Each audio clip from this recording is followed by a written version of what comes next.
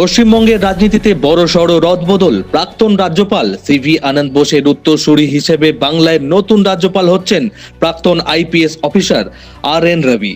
রাজভবন সূত্রে খবর, আগামীকাল অর্থাৎ বৃহস্পতিবার সকাল 11:30টায় লোকভবনে রাজ্যের 22তম রাজ্যপাল হিসেবে শপথ নেবেন তিনি। তাকে শপথ বাক্য পাঠ করাবেন কলকাতা হাইকোর্টের প্রধান বিচারপতি TS শিভানাগমাম। 1976 ব্যাচের এই আইপিএস অফিসারের দীর্ঘ প্রশাসনিক অভিজ্ঞতা রয়েছে। তবে নতুন রাজ্যপাল নিয়োগ ঘিরে ইতিমধ্যেই রাজ্য রাজনীতিতে চড়ছে পারদ। মুখ্যমন্ত্রী মমতা ব্যানার্জি অভিযোগ তুলেছেন, নিয়োগের বিষয়ে তার সঙ্গে কোনো আলোচনা করাই হয়নি। ফলে শপথের আগেই রাজভবন ও নবান্নের সম্পর্ক কোন দিকে মোড় নেয় তা নিয়ে এখন রাজনৈতিক মহলে জোর জল্পনা। Bureau report, Bangla news.